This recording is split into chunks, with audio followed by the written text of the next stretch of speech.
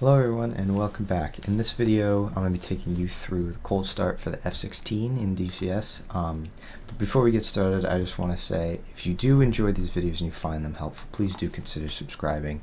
It's free. Of course, you can always unsubscribe later if you want to, but it really does mean a lot if you would consider doing that. So anyway, let's get into the startup. So the first thing you're going to want to do is you're going to want to engage your parking brake. I have keybind set, but what you can also do is you can just right click this up to parking brake.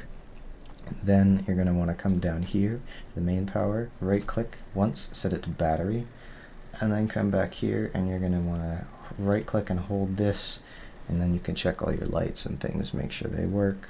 Not all of them, but anyway, then you could right click this again to main power, and then you can come over to the jet fuel starter and left click to start too. And we're also going to close our canopy. You can do left control C or left click and hold on this switch here.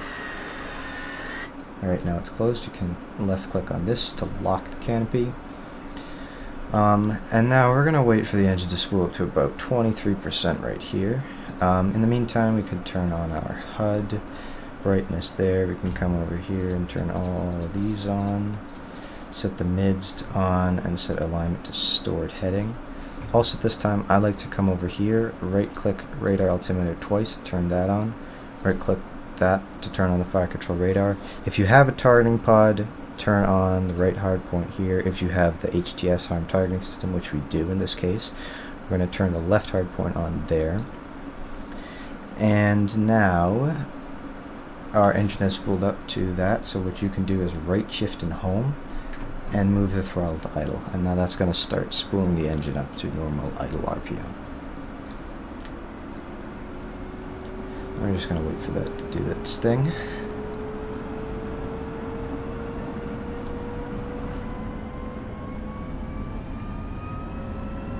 You can see our display is turning on now as well. And right now we might as well just go over here and turn on the SAI, engage that, just put it in the middle, and now we can come all the way back here to our test panel, and we can left click and hold on this one, and we can come over here and see it's blinking probe heat, and now we can do fire and cheat detect, hold that, do overheat, sorry, I misread that, and then I'm going to left click and hold this one until it cycles through all tones. Altitude. Warning. Jammer. Counter. Cat flare. Low. Out. Lock. Caution. Bingo. Beta. ISS. Alright. And now we can right click this to do a bit of the flight controls. And we can turn our IFF master to norm. And you can set your brightness for whatever conditions. I'm just going to turn them all on. Leave it at flash, and then this you can click to set to norm and all the other settings, so we're going to leave it on norm. Also, if you have a jammer, you can turn this on, set it as a standby operational, and then set the different modes. I'm going to set it to 1, and then I'll go and turn all these to standby. Also, I like to just turn this UHF radio to both, turn the RWR on, turn RWR and jammer on, chaff and flare on. We'll set this to semi-automatic and program 3. You can set it to whatever program you want. And we'll turn on our joint helmet and queuing system symbology here, which you can see.